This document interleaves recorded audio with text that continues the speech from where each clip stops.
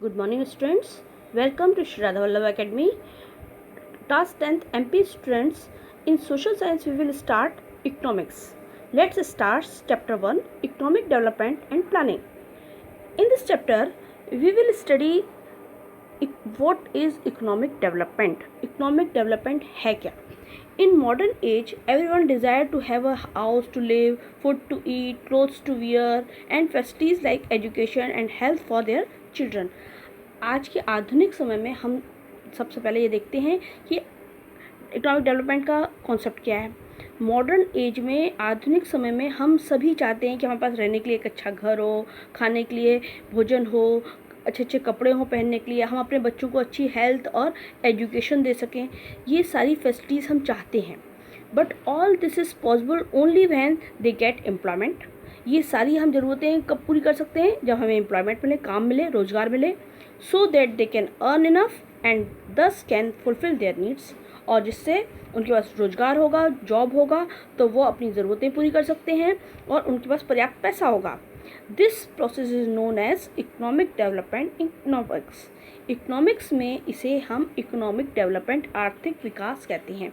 जब हम अपनी ज़रूरतों को पूरा कर सकने के लिए हमारे पास रोज़गार हो और हम अपनी ज़रूरतें पूरी कर सकें, अर्न कर सकें, that is called economic development.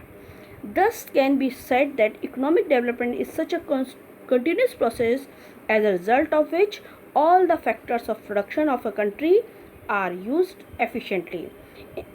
इस प्रोसेस में क्या होता है, ये तो पहले एक व्यक्ति के रूप में अपन ने देखा, अब एक पूरे देश का डेवलपमेंट में क्या होगा, ये एक कंटिन्यूस प्रोसेस है जिसका रिजल्ट क्या है, बहुत सारे फैक्टर्स हैं जो प्रोडक्शन पर असर डालते हैं किसी देश की। अगर हम इन सारे फैक्टर्स को अच्छी तरह से एफिशिएंटली यूज़ करते हैं तो हमारे देश में प्रोडक्शन बढ़ेगा। In this process the national income and पर कैपिटा इनकम इंक्रीज कंटिन्यूसली। और इस प्रोसेस से क्या होगा, जहाँ प्रोडक्शन बढ़ेगा तो पर कैपिटा इनकम और नेशनल इनकम बढ़ेगी लगातार, और lead to a long term growth, और लंबे समय में हमारी अच्छी ग्रोथ हो जाएगी। ये है इकोनॉमिक डेवलपमेंट। इसके बारे में बहुत सारे ओपिनियंस हैं, एंशियंट और मॉडर्न इकोनॉमिक्स ने दिए हैं। तो सबसे पहले अपन देखते हैं कॉन्सेप्ट ऑफ डेवलपमेंट।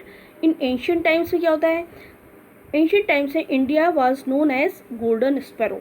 हम सब जानते हैं कि भारत को सोने की चिड़िया कहा जाता था। It means that at that time India was prosperous and developed country. इसका मतलब क्या है कि सोने की चिड़िया थी, मतलब हमारा देश बहुत प्रॉस्परस था, बहुत डेवलप्ड था, हमारे पास किसी चीज़ की कमी नहीं थी। Here the economy was mainly based on simple living, hard work and mutual brotherhood.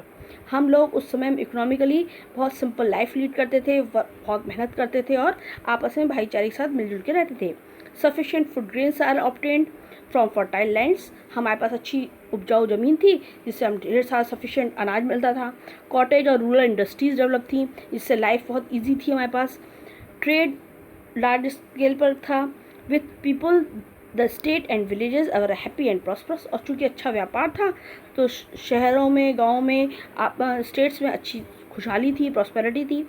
In ancient times, under economic development, along with materialistic facilities, human values were also given important place.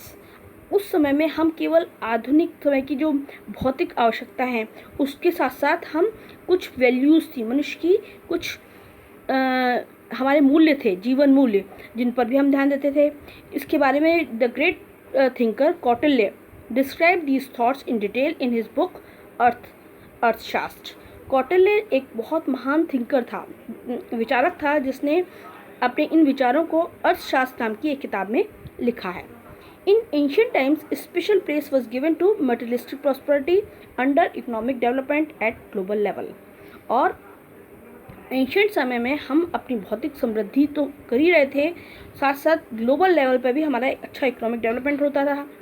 Mercantile thinkers of the Germany and France consider gold and silver as the basis of development।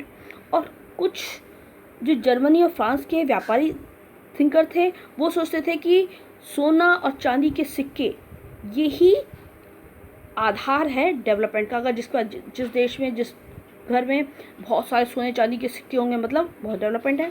तो ये concept जो development का था, keep on changing with time, time के साथ बदलता गया। According to classical economist, एक क्लासिकल विचारक थे, इकोनॉमिस्ट थे एडम स्मिथ। उन्होंने कहा economic development has been defined as increase in goods and services of a country. उन्होंने कहा, एडम स्मिथ ने कहा कि इकोनॉमिक डेवलपमेंट क्या है, अगर हमारे पास सुख सुविधाएं साधन बढ़ जाएं किसी देश में तो मतलब डेवलपमेंट है। कार्ल मार्क्स ने कहा economic development as establishment of socialism.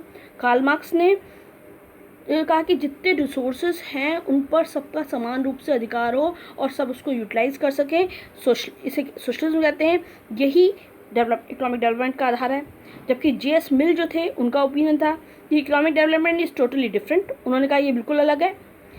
Economic development as to follow the principle of cooperation for welfare of the people and economic development. उनका कहना था कि अगर इकोनॉमिक डेवलपमेंट सिर्फ इस बात पर निर्भर है कि लोगों के भले के लिए किस तरह से कॉपरेशन हो रहा है, किस तरह से इकोनॉमिक डेवलपमेंट हो रहा है, उसके लिए हम मिलकर काम करते हैं, ये इकोनॉमिक डेवलपमेंट है। तो अलग अलग थिंकर्स के अलग अलग ओपिनियंस थे इकोनॉमिस्ट के। So tomorrow we will continue this chapter. Okay, goodbye.